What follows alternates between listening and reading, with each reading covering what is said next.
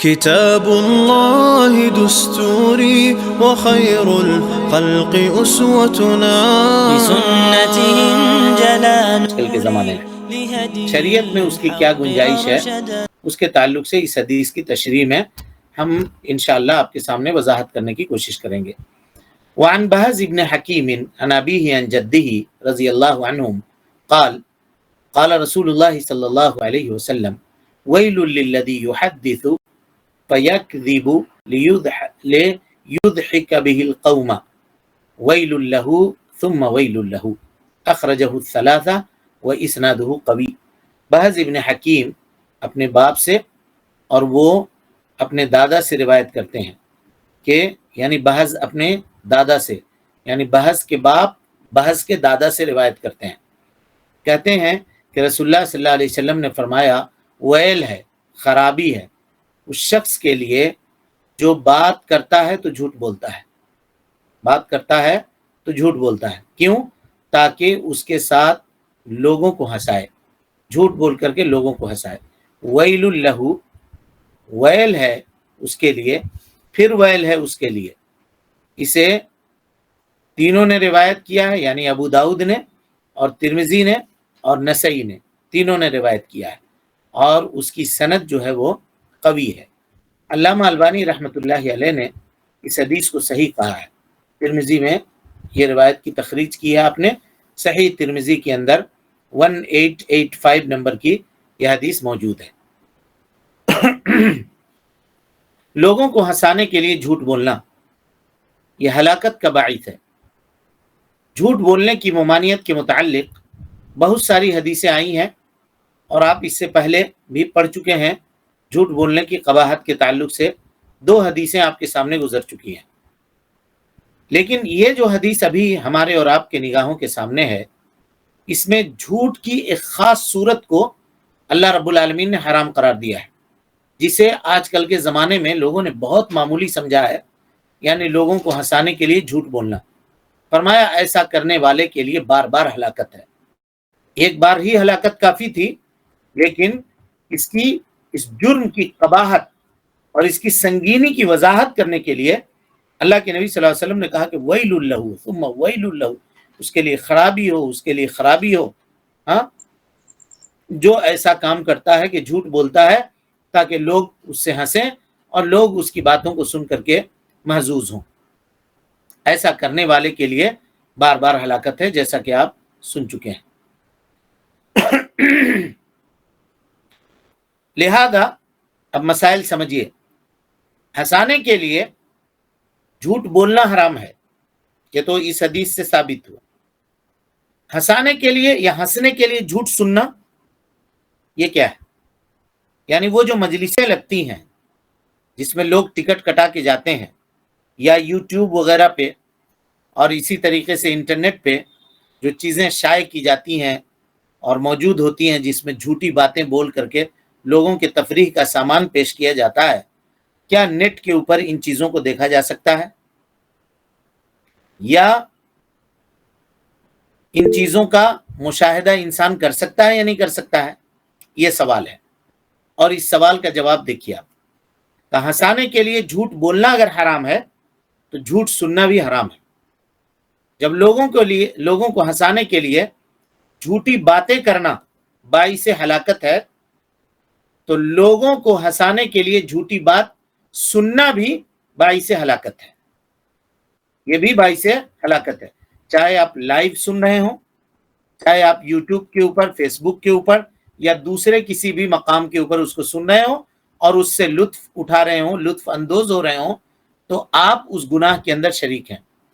لہذا ہر مسلمان پر لازم ہے کہ وہ جب کسی ایسے شخص سے ملے یا کسی اس طرح کی بات کو وہ سنے تو اس کو منع کرے، اس کو روکے، اور اگر وہ باز نہ آئے تو اس کو، اگر آپ طاقت سے بھی نہیں روک سکتے ہیں تو کم سے کم اس کی مجلس سے آپ اٹھ کر کے چلے جائیے، اور اس کے اس غلط کام کے اوپر، اس کے اس نافرمانی کے اوپر کم سے کم آپ اس کا حصہ تو نہیں بنیے، آپ اس کا حصہ تو نہیں بنیے۔ آج لوگ یہ ہوتا ہے، یہ کہتے ہیں کہ بھائی ہم یوٹیوب پہ دیکھ رہے ہیں تو کیا معاملہ ہے؟ بھائی اگر آپ یوٹیوب پہ بھی دیکھ رہے ہیں تو آپ اس کو تعاون کر رہے ہیں، क्योंकि आपके व्यू के एतबार से, आपके देखने के एतबार से कंपनी उसको पेमेंट करती है, यूट्यूब उसको पेमेंट करती है। अगर लोग देखना छोड़ दें तो कोई आदमी इतनी मेहनत करके क्यों अपनी वीडियोस बनावेगा और क्यों उसको शेयर करेगा?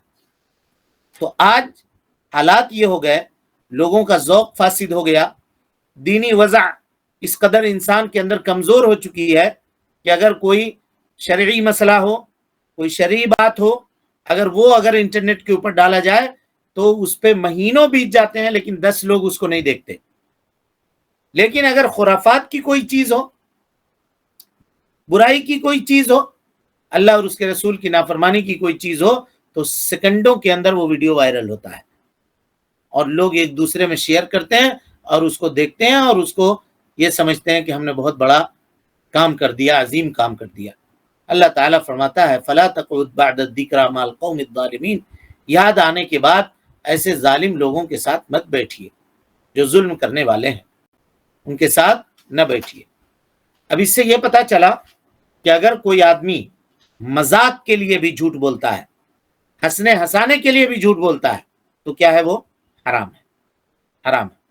झूठ बोलना किन सूरतों में जायज है, यहां हम उसकी वजाहत आपके सामने कर दें ताकि मामला पूरे तौर पे क्लियर हो जाए और हम लोगों के सामने सूरत मसला जो है वो वाज़ेह हो जाए। 2 सूरतें इनमें झूठ बोलना जायज है जी। उम्मे कुलसूम बिनते उक़बा बिन अबी मुईद रज़ियल्लाहु अन्हा फरमाती हैं कि मैंने रसूलुल्लाह सल्लल्लाहु अलैहि वसल्लम से सुना कि वो शख्स झूठा नहीं है जो लोगों के दरमियान सुलह करवाए और अच्छी बात कहे और अच्छी बात पहुंचाए। इमाम मुस्लिम रहमतुल्लाहि अलैह ने अल-बिर्र वस्सिला के अंदर यह हदीस रिवायत की है और फरमाती हैं वही उम्मे कुलसूम बिनते उक़बा बिन अबी मुईद कहती हैं कि लोग जो कुछ झूठ कहते हैं, मैंने रसूलुल्लाह सल्लल्लाहु अलैहि वसल्लम से नहीं सुना कि इनमें से किसी चीज की रुख्सत देते हुए आपने किसी झूठ के बारे में रुख्सत दी हो, सिवाय 3 चीजों के, लड़ाई में, लोगों के दरमियान सुलह करवाने में और मियाँ बीवी के दरमियान, मियाँ बीवी के सामने बातचीत करने, और मियाँ बीवी से बातचीत अगर बंद हो गया है किसी झगड़े की वजह से, किसी गलतफहमी की वजह से, तो दोनों के दरमियान सुलह करवाने के लिए झूठ बोला जा सकता है। ये 3 चीजें, एक चीज लड़ाई में, दूसरी चीज लोगों के दरमियान सुलह करवाने में, और खास तौर पे मियाँ बीवी के दरमियान सुलह करवाने में झूठ बोली जा सकती है। अब यहां एक चीज आप जरा गौर से समझिए, एक चीज है चुगली। चुगली करना किसको कहते हैं जी? मिसाल के तौर पर किसी की बुराई किसी शख्स ने किसी के सामने बयान की, कहा कि जैद ऐसा है, ऐसा है, ऐसा है। बकर ने वहां पे बैठ करके जैद की सारी बातें सुनी, सुन करके सही सही बात जो कुछ उसने बयान की है, सही सही बात, वो जा करके जिसके लिए बयान की गई है, अमर के लिए मिसाल के तौर पे, वो जा करके वहां बयान कर दिया। तो ये क्या है?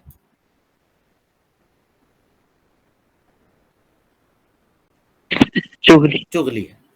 ये क्या है? चुगली है। और इसके ताल्लुक से आप हदीस पढ़ चुके हैं कि चुगलखोर के लिए अजाब है, और इसी तरीके से कब्र का अजाब के जो असबाब हैं उनमें से एक सबब चुगलखोरी करना भी है। हालांकि बात सच्ची है, बात सच्ची है, फलां ने ये बात कही है, आप जाके ये बात कह दे रहे हैं। इस्लाह की गर्ज नहीं है आपके पास, इफसाद का गर्ज है, अला वजील इफसाद। अगर ये बात कह रहे हैं, पहुंचा रहे हैं, तो ये क्या है? चुगली है। लेकिन एक मोमिन का रिश्ता एक मोमिन के साथ कितना गहरा है कि अल्लाह ताला ने यहां झूठी बात की चुगली करने की इजाजत दे दी। समझ रहे हैं आप नजाकत को? यानी अगर 2 आदमी में झगड़ा हो जाए तो उसको सुलह करवाने की कितनी फजीलत है शरीयत के अंदर, आप उसका अंदाजा लगाइए। हक बात है, लेकिन आप फसाद के नियत से उसको दूसरे के सामने नहीं बयान कर सकते हैं, अगरचे आप सच बोल रहे हो, वो चुगलखोरी के अंदर है। लेकिन अगर 2 आदमी के दरमियान सुलह करवाने के लिए اگر آپ جھوٹ بھی بولتے ہیں تو اسلام نے اس کو، شریعت نے اس کو جائز کر دیا۔ مثال کے طور پہ دو بھائیوں کے درمیان غلط فہمی ہو گئی کسی مسئلے پر، آپ صلح کروانے گئے اور اس سے پوچھا ایک بھائی سے کہ کیا معاملہ ہے، نہیں اس نے میرے بارے میں یہ کہا، میرے بارے میں یہ کہا، میرے بارے میں یہ کہا، یہ بات آئی اور اس کی دو چار اس نے برائیاں بھی کر دی۔ اب آپ گئے دوسرے کے پاس اور اس کے پاس آپ نے کہا کہ کیا بات ہے، نہیں اس نے یوں کہا یوں کہا۔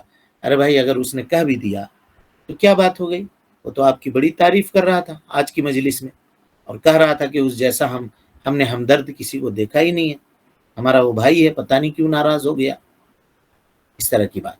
حالانکہ وہ بات اس نے نہیں کہی ہے، لیکن اگر آپ اس کو نرم کرنے کے لیے یہ بات کہتے ہیں تو شریعت صلح کروانے کے لیے اس کی اجازت دیتی ہے۔ دیکھ رہے ہیں، چہ جائے کہ آپ لڑائی میں تیل ڈالیں اور اس کو مزید بھڑکانے کی کوشش کریں، اس کو ہوا دیں، شریعت اس بات کی خواہاں ہے اور اس بات کی طرف لوگوں کو ابھارتی ہے کہ تم آپس میں صلح کرواؤ، لڑائی مت کرواؤ، جتنا چاہے ہو سکے صلح کو آپس میں کروانے کی کوشش کرو۔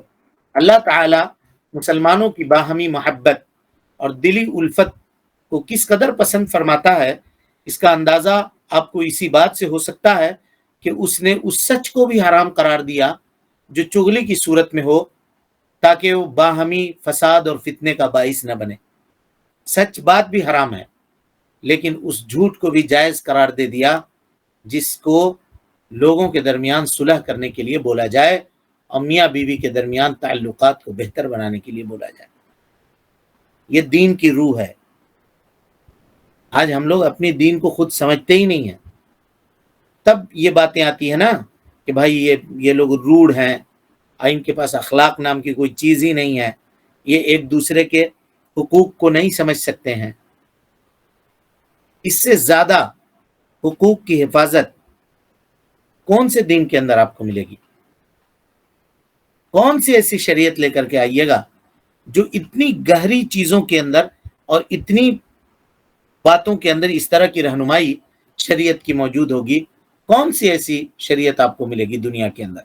لیکن افسوس کا مقام یہ ہے کہ آج ہم لوگوں نے اپنے نبی کی تعلیمات ہی کو نہیں سمجھا ہے، ہم کو دین پتہ نہیں ہے۔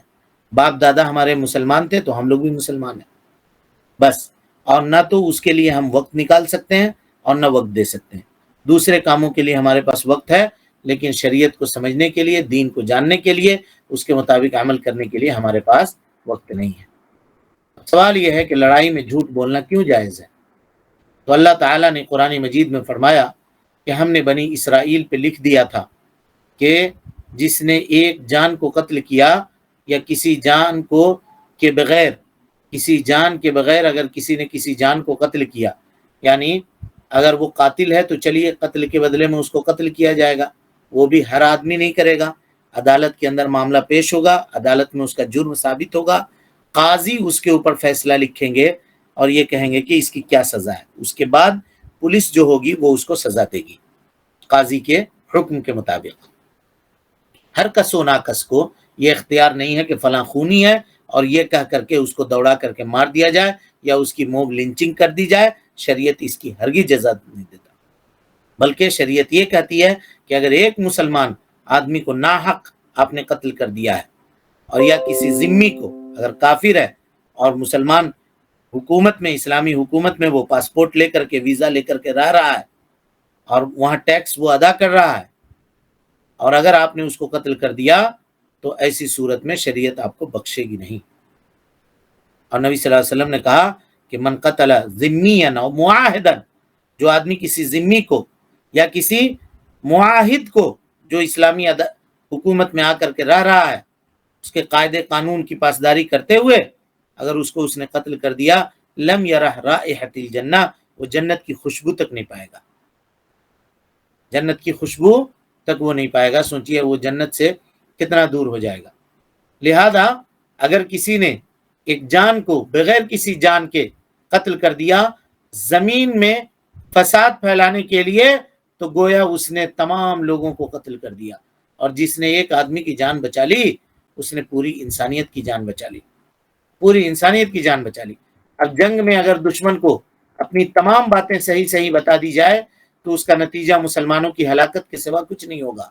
اس لیے اور اس سے سچ کا نقصان ناقابل تلافی ہوگا، اس لیے دشمن پر جنگی چالیں استعمال کی جائیں گی اور اس کا نتیجہ یہ ہوگا کہ اہل اسلام کی حفاظت کی جا سکے، اس لیے وہاں پہ جھوٹ بولا جا سکتا ہے۔ اہل علم اس حدیث کو سامنے رکھ کر کے کہتے ہیں کہ اگر کوئی ظالم کسی شخص کی جان یا مال کو لینا چاہتا ہو اور ہمیں علم ہے کہ وہ کہاں ہے یا اس کا مال کہاں ہے، اور سچ بولنے سے اس کے قتل یا مال کے لوٹنے کا خطرہ ہو، تو ایسے موقع پر جھوٹ بول کر کے اس کی جان کی حفاظت کرنا، اس کے مال کی حفاظت کرنا فرض ہے۔ مثال کے طور پہ ایک آدمی آیا، دوڑا ہوا بھاگا ہوا، آپ بیٹھے ہوئے ہیں، اور آ کر کے چھپ گیا آپ کے گھر میں، اب پیچھے سے ایک آدمی گن لہراتے ہوئے آیا، اے فلاں کو دیکھے ہو، ادھر ہی آیا ہے، دیکھے ہو؟ کہا نہیں ہم نے دیکھا نہیں۔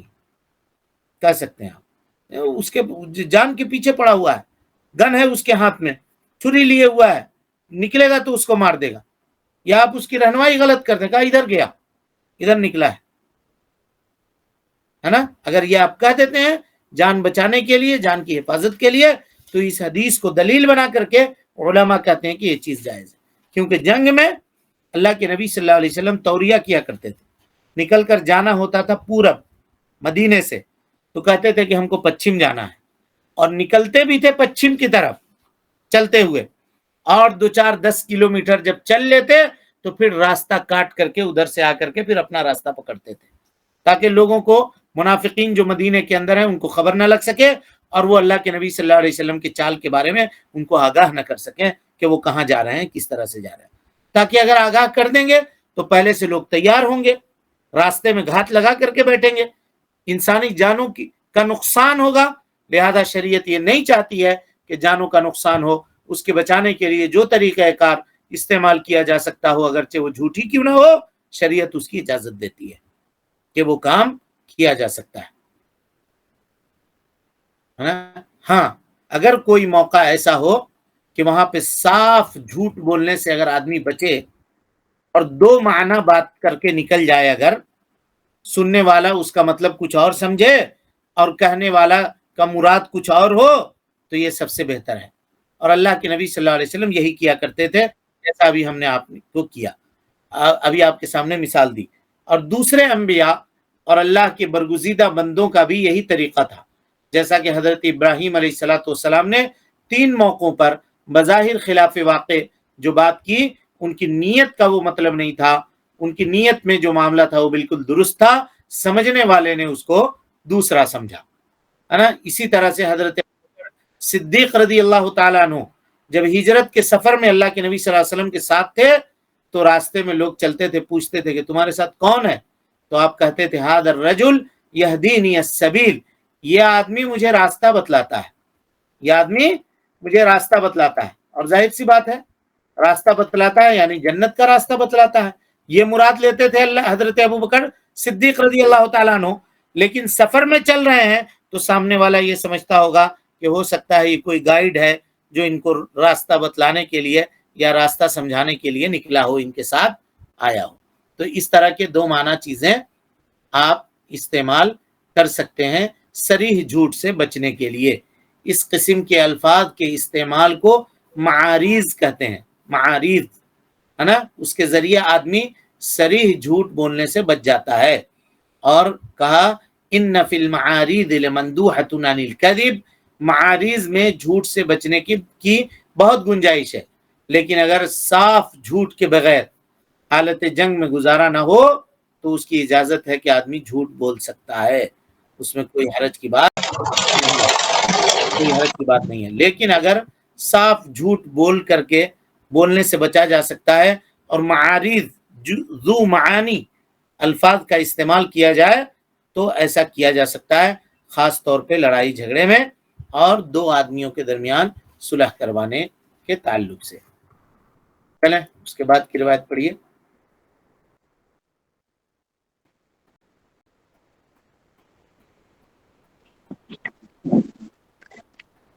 وعن أنس رضي الله عنه عن النبي صلى الله عليه وسلم قال كفارة من اغتبته أن تستغفر له. رواه الحارث بن أبي أسامة بسند ضعيف. سیدنا انس رضی اللہ عنہ سے روایت ہے کہ رسول اللہ صلی اللہ علیہ وسلم نے فرمایا، جس کی تو نے غیبت کی ہو اس کا کفارہ یہ ہے کہ تو اس کے لیے اللہ سے مغفرت طلب کرے۔ اسے حارث بن ابی اسامہ نے ضعیف سند سے روایت کیا۔ جی، وعن انس رضی اللہ عنہ عن النبی صلی اللہ علیہ وسلم قال، حضرت انس رضی اللہ تعالیٰ عنہ روایت کرتے ہیں اللہ کے نبی صلی اللہ علیہ وسلم سے کہ آپ نے فرمایا، کفارۃ من اغتبتہ ان تستغفر لہ، کہ جس شخص کی تم نے غیبت کی ہے اس کا کفارہ یہ ہے کہ اس کے لیے بخشش کی دعا کرو، اس کے لیے مغفرت طلب کرو۔ اس حدیث کو حارث بن ابی اسامہ نے ضعیف سند کے ساتھ روایت کیا ہے، اور حدیث کیا ہے جی؟ ضعیف ہے، حدیث ضعیف ہے۔ اور اس روایت کی سند میں عنبسہ بن عبد الرحمن القرشی ہیں جو خالد بن یزید الیمامی سے روایت کرتے ہیں، لہذا یہ روایت جو ہے امام بخاری رحمۃ اللہ علیہ نے کہا ہے کہ عنبسہ کے بارے میں کہ یہ جو شخص تھا یہ ذاہب الحدیث ہے، اور اسی طرح سے ابو حاتم نے کہا ہے کہ یہ شخص حدیث گڑھا کرتا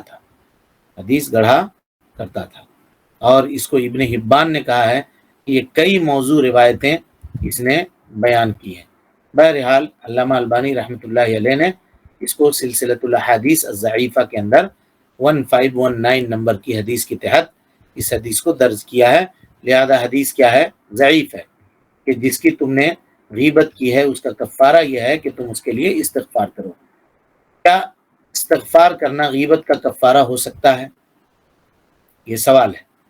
اس حدیث سے معلوم ہوا کہ اگر آدمی کسی کی غیبت کر بیٹھے تو اس کا کفارہ یہ ہے کہ اس کے لیے استغفار کرے، اس سے معافی مانگنے کی ضرورت نہیں ہے، کیونکہ بعض اوقات معافی مانگنے سے اس کا غصہ مزید بھڑک اٹھتا ہے، مگر یہ حدیث ضعیف ہے۔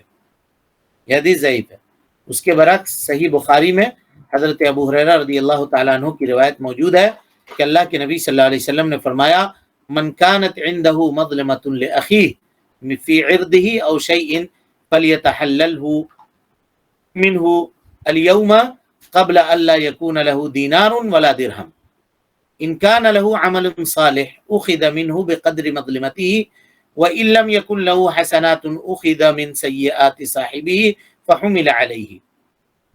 جس شخص نے اپنے بھائی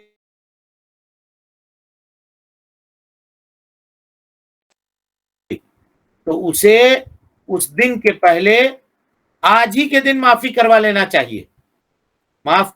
چاہیے، اس کے سامنے جا کر کے اپنے آپ کو پیش کر دینا چاہیے کہ بھائی صاحب ہم نے آپ کے متعلق یہ بات کہی تھی، آپ ہم کو معاف کر دیجئے۔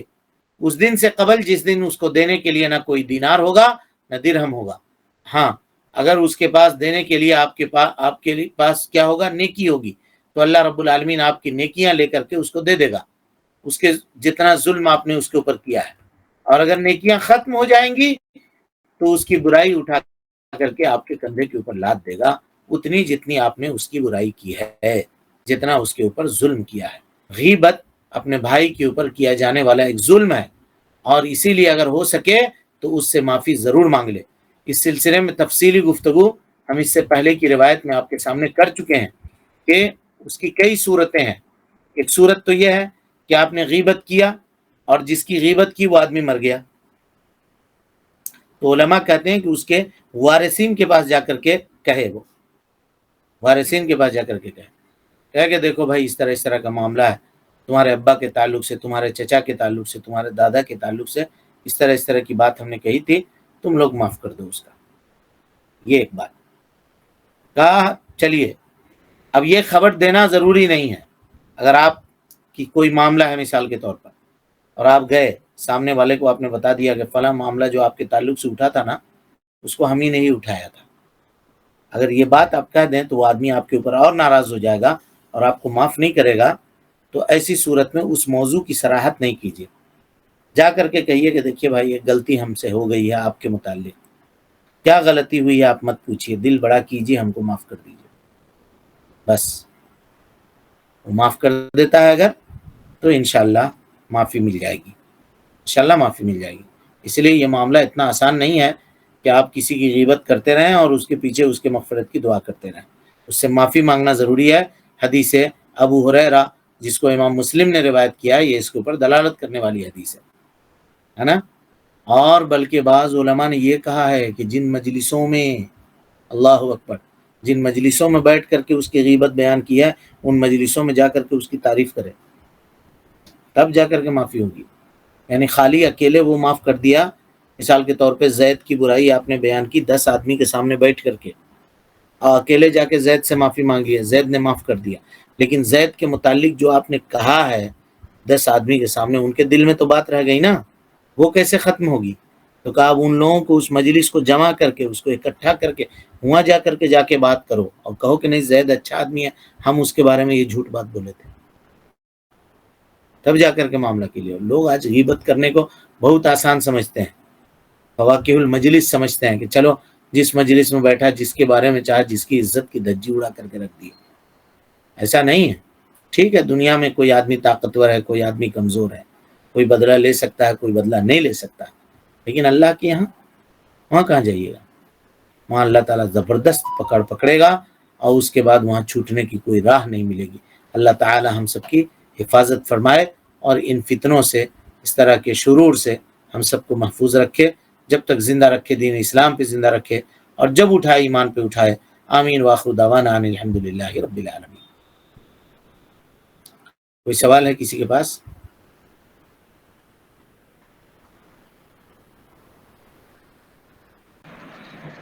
السلام علیکم وعلیکم السلام ورحمۃ اللہ۔ شیخ، کل درس سے متعلق سوال ہے۔ جی جیسے کہ بتایا گیا کہ جو صاحب استطاعت ہیں اور وہ اپنے حیات میں حج نہیں کیے تو اس کے لیے وعید جو بیان کیا گیا ہے،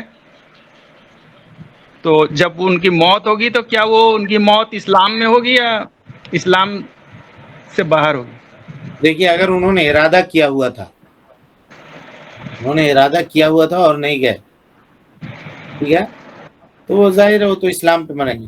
لیکن اگر وہ انکار کرتے ہوں گے ہم کاہے کو جائیں گے حج کرنے کے لیے، سب بیکار بات ہے، یہاں سے جا کر کے وہاں جانے کی کیا ضرورت ہے؟ جیسے کچھ لوگ کہتے ہیں حج عمرہ پہ پیسہ خرچہ کرنے کی کیا ضرورت ہے؟ یہیں کسی غریب کی مدد کر دیجیے، آپ کے لیے 100 حج سے بہتر ہے۔ اگر ایسا کہہ رہے تھے تو پھر تو ان کا معاملہ بہت کریٹیکل ہے۔ لیکن جی، حج کی فرضیت کا وہ اقرار کرتے تھے کہ حج ہمارے اوپر فرض ہے، لیکن ٹالتے رہے، آج جائیں گے، کل جائیں گے، تو کبیرہ گناہ کا ارتکاب انہوں نے کیا ہے۔ اللہ تعالیٰ کی مشیت کے اوپر وہ مرے ہیں، اللہ تعالیٰ چاہے گا تو ان کو معاف کر دے گا، چاہے گا تو ان کو عذاب دے گا۔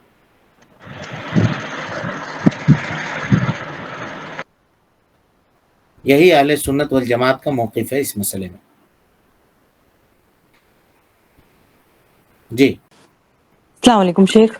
وعلیکم۔ شیخ میرا ایک سوال ہے کہ جیسے اگر ہم کوئی انسان غیبت جس نے کری ہے وہ اسے معافی مانگنا چاہتا ہے تو اس کا نقطہ گنانا یا وہ جو ہم نے غیبت کی ہے وہ الفاظ بتانا وہ ضروری ہے، یا ایک جنرل وے میں ہم اس سے معافی مانگ سکتے ہیں کہ ہم نے جانے انجانے اگر آپ کی غیبت کی ہو تو ہمیں معاف کر دیجیے، ایسے بھی مانگ سکتے ہیں؟ دیکھیے، اگر وہ آدمی آپ سے اتنا قریبی ہے اور آپ جانتے ہیں کہ ہم اگر اس کو وہ مدعا بتا بھی دیں تو وہ ہم سے ناراض نہیں ہوگا، تو ایسی صورت میں آپ اس کو بتا دیجیے۔ لیکن اگر آپ جانتے ہیں کہ اگر ہم بتا دیے تو اور دشمنی بڑھ جائے گی، یہ آدمی اور ناراض ہو جائے گا اور یہ ہم سے پھر بدلہ لینے کی کوشش کرے گا اور معاف بھی نہیں کرے گا دل سے، تو ایسی صورت میں آپ اس کو نہ بتلائیے، کہیے کہ ہم سے غلطی ہوئی ہے، آپ کے تعلق سے کیا غلطی ہوئی ہے آپ مت پوچھیے، دل بڑا کیجیے جیسا کہ ہم نے کہا، اور معاف کر دیجیے۔ جی جی شیخ، لوگوں کو لڑائی سے مراد کیسا، مطلب کوئی بھی لڑائی ہے تو اس کو صلاح کے لیے ہم مطلب جھوٹ بول سکتے ہیں؟ ہاں، اگر لڑائی ہے، واقعی لڑائی ہے، بھائی بھائی میں لڑائی ہے، دوست میں لڑائی ہے، دو مسلمانوں کے درمیان لڑائی ہے، دو قوم میں لڑائی ہے، دو بستی والوں کی لڑائی ہے، تو آپ صلح کروانے کے لیے اس کا استعمال کر سکتے ہیں. جہاں ضروری ہو تو. بغیر ضرورت کے کبھی کبھی جھوٹ بولنے سے وہ زیادہ مشکل ہو جاتا ہے. مثال کے طور پہ آپ نے بغیر ضرورت کے جھوٹ بول دیا اور پھر سامنے والے سے اگر اس نے سوال کر دیا کہ تم نے ایسا کہا تھا میرے بارے میں, ہم نے کب کہا ہے جی, کون بولا ہے ہم نے ایسا کہا ہے, تو اس وقت آپ پھنس جائیے گا. دونوں طرف کے معاملے کو نارمل کر کے سب کچھ کر کے تب جا کر کے اس میں. اب ایسا نہیں کہ آپ دیکھا کہ دونوں میں لڑائی ہو رہی ہے اور الٹپ آپ جھوٹ بولے چلے جا رہے ہیں, تو اور معاملہ سنگین ہو جائے گا اور پھر لوگ آپ کو اصلاح کرنے کے بجائے فتنہ پھیلانے والا کہیں گے. تو اس کا خیال رکھنا ضروری ہے. جی, اور کوئی سوال ہے؟ جی السلام علیکم ورحمۃ اللہ وبرکاتہ. وعلیکم السلام ورحمۃ اللہ. اصل میں بات یہ ہے کہ مجبوری میں کہیں پہ بھی کوئی بھی پرابلم آ جاتی ہے تو اس کیس میں مطلب مجبوری کے تحت جھوٹ بولنا کیسا ہے, کیا جھوٹ بولنے کی اجازت ہے؟ نہیں, کون سی مجبوری؟ وہ مجبوری کی وضاحت ہونی چاہیے نا. مطلب کوئی پرسنل پرابلم ہو یا کسی کے سامنے اگر کوئی بات اگر ہم کسی سے کہنا چاہ رہے ہوں تو ہمیں بتانے کا نہیں ہے. تو نہیں, ویسے معاملے میں جھوٹ نہیں بولنا ہے. ویسے معاملے میں سچ بولنا ہے. اچھا ٹھیک. جی جی, ایسے معاملے میں سچ بولنا. ایک میرا سوال مکمل نہیں ہوا ہے. جی جی بولیے. میں جی یہی بولنا چاہ رہے تھے کہ جو صاحب استطاعت ہے اور وہ اس نے کوئی وصیت نہیں کیا ہے حج سے متعلق اپنے وارثین کو, ان کے مرنے کے وفات کے بعد وارثین اگر حج کراتے ہیں تو کیا ان کا فریضہ ادا ہو جائے گا؟ فریضہ ادا ہو جائے گا, لیکن ان کے اوپر واجب نہیں ہے. وارثین کے اوپر واجب نہیں ہے. جی ٹھیک ہے, لیکن اگر وہ احسان کرتے ہوئے وارثین حج کرا دیتے ہیں اپنے ابا کی جانب سے یا اپنے میت کی جانب سے, تو انشاءاللہ فریضہ ادا ہو جائے گا. تو جو وعید جو بیان کیا گیا تو اس میں وہ شامل نہیں ہوں گے؟ وہ انکار کرنے والے کے اوپر. اچھا, انکار. جی جی, انکار کرنے والے. فوت ہو جانے کے بعد تو پھر وارثین, تمام وارثین کے اتفاق سے وہ چیز ہونا چاہیے. کچھ جگہ میں ایسا پایا جاتا ہے کہ جو لڑکے ہوتے ہیں وہ خود حج کرا دیتے ہیں اور وارثین سے کوئی مشورہ نہیں کرتے ہیں, اس لیے کہ وارثین تو پھر اس کے انتقال کے بعد وراثت کے تقسیم ہونے تک میں سارے میراث میں شامل ہو جائیں گے نا. نہیں, دیکھیے اگر اس نے دو کنڈیشن ہے اس کی. اگر اپنے والے نے وصیت کر دی تو وصیت کا 1/3 مال تقسیم کرنے سے پہلے نکال دیا جائے گا. ٹھیک ہے, تقسیم سے پہلے اس کو نکال دیا جائے گا وصیت کا. لیکن اگر وصیت نہیں کی ہے تو پھر کسی ایک آدمی کو یہ اختیار نہیں ہے کہ پورے مال سے لے کر کے اور وہ فیصلہ کر لے کہ ہم جا کر کے حج کروا دیتے ہیں ابا کی یا امی کی. اگر 4 بھائی اور 4 بہن ہیں مثال کے طور پہ, تو چاروں کو بیٹھانا پڑے گا اور بیٹھا کر کے کہنا پڑے گا دیکھو جی یہ دن ہے, یہ رات ہے, ابا نے یہ مال یہ دولت یہ سب کچھ چھوڑ کر آپ گئے ہیں. اس زمانے میں حج کرانے کا 4 لاکھ 5 لاکھ روپیہ لگ رہا ہے. سب بھائی بہن کیا یہ چاہتے ہو کہ ابا کے طرف سے حج بدل کر دیں ہم, یا ہم لوگ کروا دیں کسی سے؟ تم لوگ سب چاہتے ہو. ہر ایک کے حصے میں اتنا اتنا پیسہ پڑے گا. خواتین کو اس کے پرسنٹیج کے حساب سے لگائیے, سب کا برابر مت لگائیے, کیونکہ اس کا حصہ کم ہے بھائی کے مقابلے میں, تو اس کو اتنا ڈالیے. آپ اگر 20 لگا رہے ہیں تو بہن کو کہیے کہ تمہارا 10 لگے گا, اور اس حساب سے لگا کر کے وہ خرچہ پورا کر کے سب اگر تیار ہیں تو بھیج دیجئے. لیکن ایک بہن نے بھی کہا کہ بھائی ہم تیار نہیں ہیں, تو ٹھیک ہے, کہیے تم 10,000 نہ دو. سمجھ آیا؟ جی جی, یہ مسئلہ. جزاکم اللہ خیر و احسن الجزاء. السلام علیکم ورحمۃ اللہ وبرکاتہ. دستوري وخير الخلق أسوتنا بسنته جلا نوري لهدي الحق أرشدنا.